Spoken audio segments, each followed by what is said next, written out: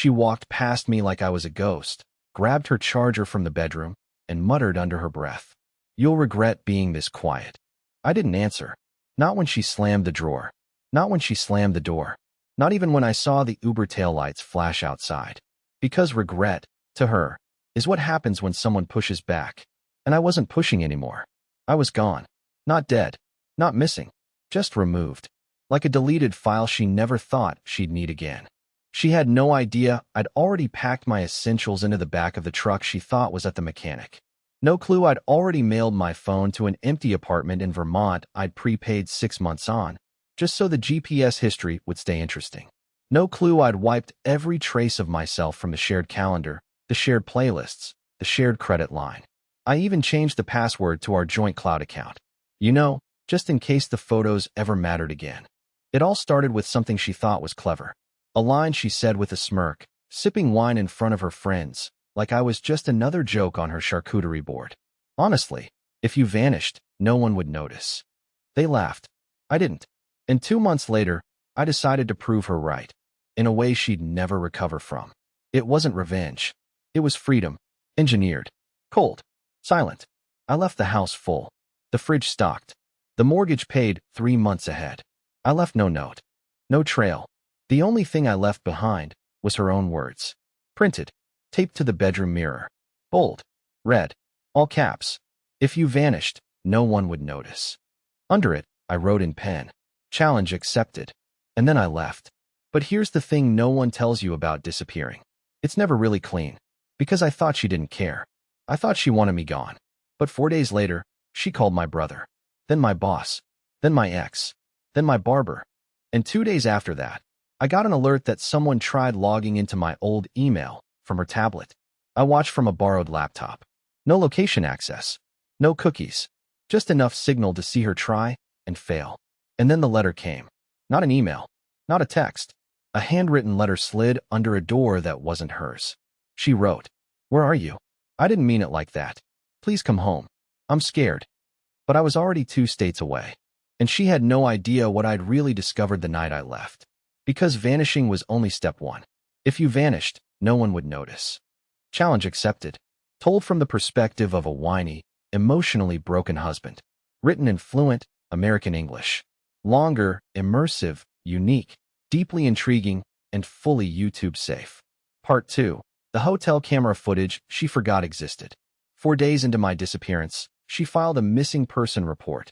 I know because my friend Jackson, technically still a police dispatcher, even after his demotion, called me using a burner number and just said, "Dude, whatever you're doing." She finally noticed. "You okay?" That was almost funny to me. Not because she cared, but because of what she did before she cared. Before the panic. Before the voicemail with fake tears. Before the sudden, "Where are you?" text with 3 heart emojis I hadn't seen in years. She cleaned the house. She hosted a dinner. And she met someone. Not for the first time, but maybe the last. Let me explain. The night I vanished, I didn't just walk out and hope karma worked on autopilot. I'd been planning this for almost 2 months. Quietly. Carefully. Like a man mapping his own funeral, but staying alive to attend the after-party. One of the things I did before leaving was swap the SD card in the security camera she thought was broken. The one we used to point at the driveway, motion-triggered, always recording, even when the app stopped working. I positioned it differently before I left. Just enough to catch the porch and the edge of the front hall. She never noticed it had power again. But I did. From a little Airbnb I rented 2 towns over, logged into the feed through a proxy server. Just in case. I wasn't spying to see if she cried. I was watching to confirm what I already knew. She didn't cry. She cooked. She vacuumed the rug I used to nap on Sundays. She rearranged furniture. She hummed. And then, a few hours later, she let someone in. A tall guy. No hesitation. No coat. No awkward introductions. He kissed her neck like he'd done it 100 times. I remember staring at the screen, frozen, like a man watching his own memory fall apart in real time. She laughed at something he whispered.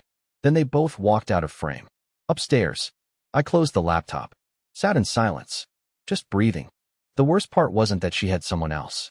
I had suspected it, maybe even expected it. The worst part was how comfortable she was. How practiced. How easily she fell into that version of herself. The one who giggled, leaned in close, touched his wrist like it meant something. That was a version of her I hadn't seen in years. And maybe I never really knew her at all. But I wasn't done. 2 days later, I picked up the envelope. It had arrived anonymously, sent to a P.O. box I'd created under the alias Robert Caulfield. Inside was a USB stick and a sticky note that read, "Figured you might want a copy. Front desk didn't know I still had access. Cheers." No name. No return address. The USB contained 2 folders. One labeled Lobby Cam, the other Room 612. Guess which hotel? Yep. The same one she swore she only stayed in during a late-night work conference 2 months ago. I hadn't believed her then, but I played dumb. She gave me a polite smile, a pat on the back, and went to bed early. That night, I stayed up Googling the hotel's floor plan. And now? Now I had footage. In the lobby, she arrived first. Alone. Wearing a green dress I hadn't seen before. Tight. Expensive looking, not the kind you wear when you're rushing between meetings. 12 minutes later, the same man from our porch entered the lobby. He didn't check in, just nodded at the concierge like he'd done this before. They met near the elevator. No hesitation. He kissed her again, not discreetly, and then they went up together to room 612. I didn't watch the second folder. I didn't need to, because in that moment, every part of me that still wanted to believe this was just emotional distance, a communication issue, died. There was no miscommunication. There was a double life. And I had just become a witness to my own erasure. But she forgot something. She forgot who I was before her. She forgot what I used to do for a living, the kind of people I still had quiet connections with. And she forgot that I don't play games unless I already know how they end. If you vanished, no one would notice. Challenge accepted. Told from the point of view of a whiny, heartbroken husband who disappeared from his wife's life after a devastating remark, only to uncover layers of betrayal she thought he'd never see. Each part is written in natural American English, not structured like a list, and designed for YouTube monetization. Part 3. The night her boss called me instead of her. It was just after 11 p.m. when my prepaid phone buzzed. Unknown number. Out-of-state code. I almost let it go to voicemail, but something, maybe boredom, maybe instinct, made me pick up. A deep voice, polished but irritated, filled the line. "Karina? Is this your number? Why are you not answering your main? Wait, who is this?" My spine straightened instantly. I knew that name. Karina had mentioned her regional director once, a man named Dorian Wells. Power suit type. Ran half their division like a mini kingdom. I remembered because she used to speak about him with that annoying fake professionalism people use when they're clearly hiding something. I said nothing. Let the silence do the heavy lifting. He kept talking. "If you're someone she gave this phone to for emergencies, just let her know I'm calling because the CEO is asking questions. She was supposed to file the quarterly recap 2 hours ago and has been completely unresponsive." Still, I didn't reply. He paused, then added, almost bitterly, "She was very responsive last weekend." Click. He hung up before I could respond. Not that I would have. I sat there, staring at the black screen like it might cough up more answers if I stared hard enough. So, Karina hadn't just been playing house with some secret porch guest. She'd been building herself a private resume, one where I was no longer husband but a placeholder, a ghost in the margins. A resume that, apparently, included boardroom ambition and her boss. The audacity of it should have shocked me, but it didn't. What had shocked me was what I remembered next. Last weekend, she told me she was at her sister's lake house. A girl's getaway. She even left me a shopping list before leaving: almond milk, bleach, frozen dumplings. Normal things. Wife things. She even texted me a picture of her in sweatpants, sitting in front of a fireplace with a mug in her hand and her best friend Haley curled up next to her. I remember because I'd stared at that photo like a fool, smiling to myself, thinking maybe things weren't so broken after all. Now I knew that photo was staged. And Haley? She was out of town that weekend. I confirmed it through Instagram. She had tagged herself at her cousin's wedding in Colorado. Real-time posts. No mention of Karina. No lakes. No mugs. Every thread I pulled unraveled another lie. I thought I'd already hit emotional rock bottom. But this was something worse. This was betrayal wrapped in performance. She wasn't just cheating. She was rehearsing innocence like a stage role, complete with props and fake dialogue. I grabbed the folder I had started a week ago, labeled simply, "Exit." Inside it were 3 flash drives, 2 printed credit reports, a set of notarized forms, and a signed letter I hadn't dared read since I wrote it. My resignation letter. From her life. But I wasn't ready to submit it just yet. Not now. Not until she felt what I had been living with for years. So I changed the plan. Originally, I'd intended to disappear quietly. Let her suffer through silence. Wonder. Panic. Maybe regret. But now? No. She didn't deserve silence. She deserved disruption. I contacted Haley. I wrote carefully. Just a few sentences. No accusations. No drama. Just a single question. Did Karina ask you to fake a photo for her girls' weekend? Haley responded within 15 minutes. Wait, what? I sent the fireplace picture. 10 seconds later, a follow-up. This was last weekend. Oh my God. I haven't spoken to her since August. She said she was doing a wellness retreat with you. With me. I stared at those 3 words like they were poison. This woman, my wife, had lied to her best friend about me, lied to me about her friend, and lied to both of us about her own location. And now her boss was sniffing around. Which gave me an idea. Because if she was lying to him too, it meant one thing. She had something to lose. And I suddenly had nothing left to protect. Tuesday morning started with an email. It wasn't meant for me, of course. It was sent to the old shared account we created during our first year of marriage to manage bills and vacation plans. She had long stopped using it, or so she thought, but it was still active, and I still had access. Subject line: Urgent, Project Orion Budget Review, 10 a.m. Central Standard Time. The sender? None other than Dorian Wells. Her work husband, apparently. Attached, a calendar invite. Zoom link. Private. Internal only. And Karina? She was CC'd, listed second, right after Dorian himself. Now, I'm no tech genius, but I spent 6 years in IT support before I ended up in facilities maintenance. I know a thing or two about spoofing devices and blending into a meeting like wallpaper.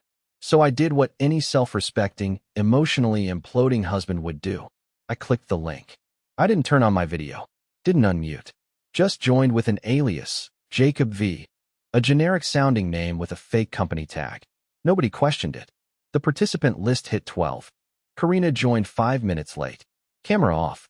At first, it was business as usual. Budget terms. Slides. Q3 projections. Dorian droned on with the confidence of a man who owned both the call and the people in it. And then he said it. Right there, with 12 people listening. He said it like a joke, but not really. Let's try to keep this under budget this quarter. We don't want to start charging the company for luxury getaways again. Right, Karina? There was an awkward pause. Then some forced laughter. Someone coughed. Someone else said, "Burn," like they were impressed. Karina's icon didn't light up. She didn't respond. I waited. Watching. Listening. My heartbeat slow, methodical. Dorian moved on like it never happened. But now I knew something that had only been suspicion before. He wasn't just her superior. He was her partner in something much messier than romance. They were pulling something financial, and it wasn't just infidelity anymore. I ended the call, walked down to the corner diner, and ordered the same thing I'd been eating for a week. 2 eggs, burnt toast, black coffee. The waitress, Eliza, knew me as Ronnie, the fake name I gave the day I checked into my hideaway. She refilled my cup without asking and said, "You look like you haven't slept in a year." I hadn't. Because I was now juggling 2 truths. Karina didn't just betray me emotionally. She'd weaponized her role, her reputation, and possibly committed something that bordered on criminal. I went back to the Airbnb, opened my laptop, and started digging. Not through her personal files. I didn't need them. I accessed public business directories, scraped archived press releases from her company's site, and searched for every name tied to Project Orion. Turns out, Orion wasn't some top-secret tech product like I assumed. It was a shell project under a vague consulting firm Karina had registered 9 months ago. A firm she never mentioned to me. A firm that billed her own company, to the tune of almost $12,000 for client outreach and venue coordination. And you know what address was listed as the firm's HQ? Our house. The house I scrubbed mold from, repainted myself, paid utilities for, while she ran a quiet little invoice scheme under my nose. It was genius, in a disgusting sort of way. She had built a ghost business using a ghost marriage, profiting from a life she had already emotionally abandoned. I leaned back in the chair, staring at the ceiling. The pain wasn't even pain anymore. It had turned into something numb, something strategic. If she was running this much behind my back, I had to ask myself one brutal question. What else had she done using my name? Because if she was willing to create a fake business from our home address, who's to say she hadn't signed something else? And that's when I made the call. Not to her. To our old mortgage broker, the guy who once said, "If either of you ever need to refi, just give me a ring." And when I told him I was calling to check if anyone had requested changes on the title or equity line, and gave him my personal authorization code, he paused. A little too long. "Huh, that's funny," he said. "You already did. 2 weeks ago. If you vanished, no one would notice." Challenge accepted. This part is longer, more suspenseful, completely unique, and follows a new emotional twist that continues the narrator's descent into quiet revenge. It is told in immersive American English, avoids list format, and is fully compliant with YouTube monetization guidelines. Part 5. She transferred the house. But not to herself. The broker said it too casually, like it wasn't a bomb he had just dropped. "Yeah, it looks like the paperwork was filed on the 7th. Transfer of property title. You signed it electronically." I didn't respond. "You okay?" he added. "You sound weird." Weird? I was 5 seconds away from smashing my laptop against the wall and driving straight to her office with every recording, every email, every file I had. But instead, I swallowed it. Hard. I said, "Thanks, Doug," and hung up. I sat there, dead quiet. 1,000 questions swarmed at once, but only one mattered. If she didn't transfer the house to herself, who did she give it to? It took me 3 hours to dig through the county's online property database. The system was slow, clunky, like it hadn't been updated since the dial-up era, but eventually, I found it. One transfer, one name, no loan attached, no sale price listed, just a clean transfer of ownership from our names to one. Tyrell Addison. I didn't know a Tyrell Addison. I stared at the name like it might rearrange itself into something familiar, something logical. But it didn't. It stayed there, bold and cold, like a signature on a death certificate. I searched his name. Nothing local. But in the third page of search results, buried between a LinkedIn profile and a dormant Twitter account, I found something. Tyrell Addison had been arrested in 2016 for wire fraud. Charges dropped. Case sealed. But not sealed well enough. A year after that, he rebranded as a private asset recovery consultant and started popping up in financial forums under aliases, commenting on everything from cryptocurrency laundering to offshore trusts. I kept digging. Turns out Tyrell had been quietly consulting for companies who had, wait for it, problems with whistleblowers. That's when it clicked. Karina didn't just cheat.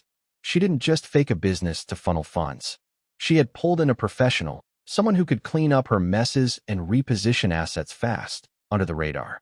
But why the house? Why now? Then I remembered the envelope.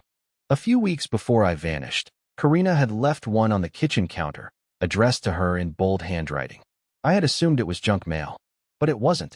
I recalled a glimpse of the return address, Office of Regional Tax Assessment. I didn't think much of it at the time. She brushed it off, said it was some valuation correction. I believed her, like an idiot. Now I knew better. She wasn't correcting anything. She was repositioning assets before a collapse, or before someone, maybe her company, started auditing her books. And guess whose name was still on some of those fake invoices? Mine. That's why she needed me to vanish. Emotionally. Spiritually? Sure. But more importantly, legally. The moment I disappeared, I became the fall guy, the silent partner in her mess, the husband who cracked under pressure, left no note, and was never really involved in her business matters. She could cry to her boss, blame burnout, say I faked signatures, manipulated her, forced her to go along with it. She didn't need to destroy me publicly. She needed to erase me quietly. But I wasn't gone. I was still watching, still breathing. And now, for the first time since I left, I didn't feel broken.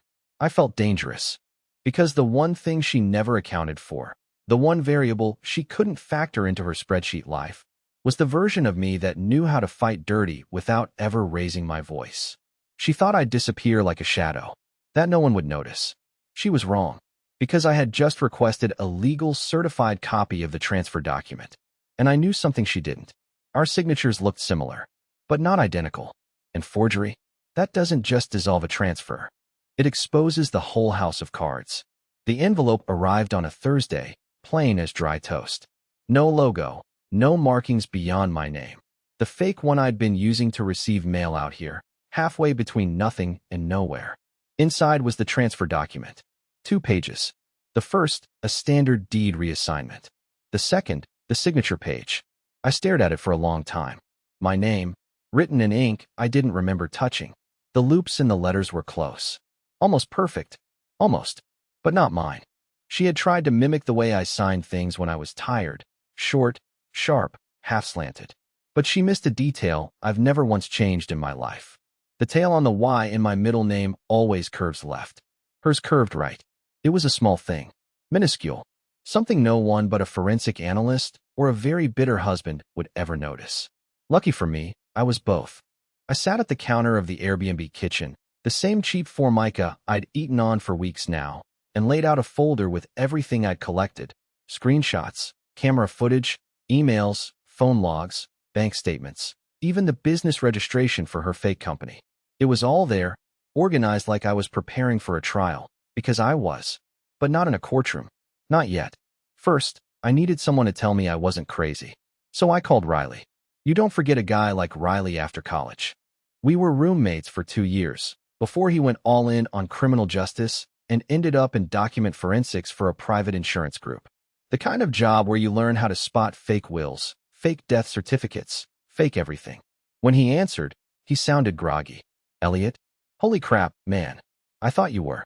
I know, I interrupted. I need a favor. And it stays between us. I sent him a scan of the signature page and a sample of my real signature, pulled from an old job contract I still had stored in Google Drive. He said he'd look at it. 5 hours later, he called me back. No small talk. You didn't sign this, he said. It's not even close. I let out a breath I didn't know I'd been holding.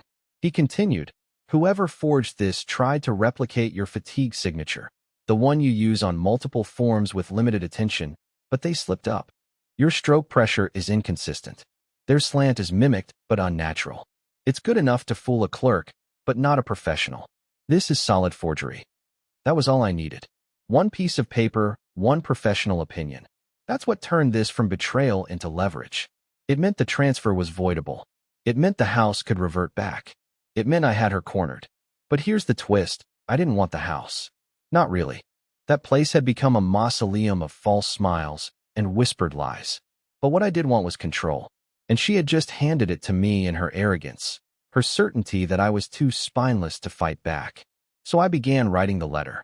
Not to her company's internal compliance team. It wasn't dramatic, just matter of fact. Bulletproof documentation, dates, file references, descriptions of the falsified business invoices under her self-registered Event Planning LLC. A quiet note about her involvement with a known ex-fraudster. And attached, the forged property transfer, with a statement from a document expert confirming it was faked. I didn't send it yet. I let it sit in my drafts. I wanted her to feel it first. So I made one more move. I sent her a text from a number she wouldn't recognize, a burner with a new SIM, one I'd bought in cash from a dusty gas station outside of town. Funny thing about forged signatures, they hold up until someone gets curious. I'm curious now. 10 minutes passed, then 20, then 1 hour, and then a call. I didn't answer, just let it ring out. A voicemail came through. I waited, listened. It started with silence, a shaky breath. Then, Elliot, I don't know what you think you found, but if this is about the house, I can explain. Please, just tell me where you are. She didn't sound scared. She sounded exposed, naked in the storm of her own making. I played it twice, then deleted it. Not because it hurt, but because it didn't. And that's when I knew, whatever part of me used to love her was gone, replaced by something colder, smarter, meaner. She didn't notice when I disappeared. Now she was learning how dangerous it was to forget the man who watched everything in silence and waited for the right moment to speak. I waited until Sunday at 4:11 a.m. to press send. There's something about that hour, when the world is half asleep and nobody's watching, that makes exposure hit harder. She was probably lying in bed beside someone else, maybe even dreaming about how she'd finally buried me without needing a shovel. That's when I sent the email. No subject line, just attachments, screenshots, scans, signed statements, A 3-minute clip from the driveway security footage, just enough to imply more if they looked closer. The full legal document with her forgery. The business filings. Every invoice tied to her fabricated company. And the quiet thread of money that moved from her employer's expense account directly into her own pockets. Recipients. Her company's internal ethics department. Dorian Wells, her boss. Their legal counsel. And, just for fun, a blind carbon copy to her mother. By 4:14 a.m., I had confirmation. All messages delivered. And by 4:37 a.m., my phone, the one I swore I'd never use again, lit up for the first time in weeks. Blocked number. I didn't answer. I never intended to. This wasn't about confrontation. This was about correction. But I still watched. The next 12 hours unraveled like a movie I'd already seen in a dream. At 9:02 a.m., her LinkedIn went private. By 10:17, Dorian's profile disappeared too. At 11:41, someone from the firm's public relations team made a vague statement on Twitter, citing a recent internal audit and pending personnel adjustments. By 3 p.m., one of her coworkers, the only one I ever halfway trusted, messaged me anonymously through Reddit. Dude, what did you do? Karina got escorted out of the building today. Legal showed up in the middle of a meeting. No one saying anything, but she looked like she saw a ghost. Not a ghost. The ghost. The one she thought had vanished. I sat in the parking lot of a Dollar General in a town I still couldn't pronounce and let the message sit on my screen for a long time. I didn't smile. Didn't pump my fist. I just stared at it. Empty still. Not victorious. Not vindicated. Just done. I thought that would be the end. But then came her email. The subject line. Please. Just talk to me. She wrote like someone had been hit by a train and only realized it midair. Long sentences. Repetitive apologies. No periods, just panic. She tried to blame Dorian. Claimed she never meant for things to go this far. That she only transferred the house to protect it from creditors. That she was scared. That she missed me. That she didn't recognize herself anymore. She wrote, "You're the only one I ever felt safe with. I made horrible mistakes. But please, you're not a monster. Don't ruin me." Funny. When I sat alone in our bedroom, invisible in my own life, listening to her laugh at my existence in front of her friends, I remember thinking the same thing. She's not a monster. She's just careless. But now I wasn't so sure. I didn't reply. Instead, I forwarded her email to her company's legal team, just in case she tried to spin a victim narrative. Then I deleted it. And that's when the door knock came. A soft, polite tap-tap. Not urgent. Not angry. Just uncertain. I stood completely still, watching from the peephole.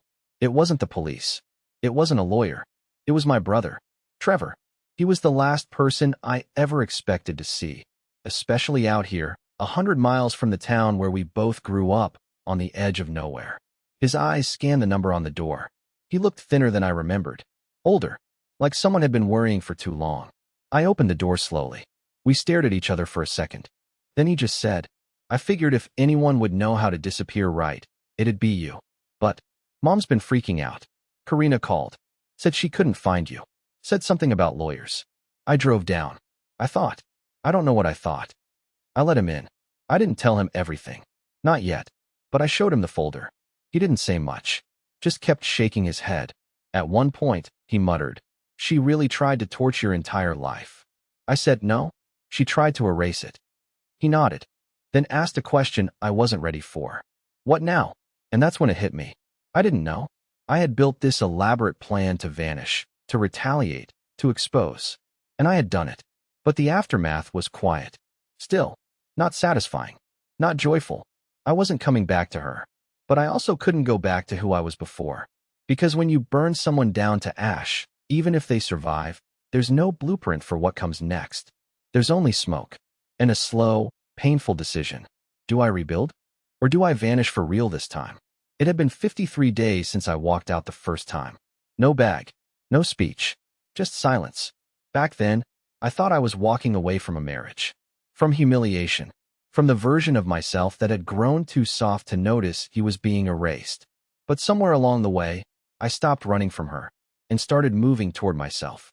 I didn't come back with fanfare. Just the soft click of a key in the door I once thought I'd never use again. The house was still there. Untouched, but colder.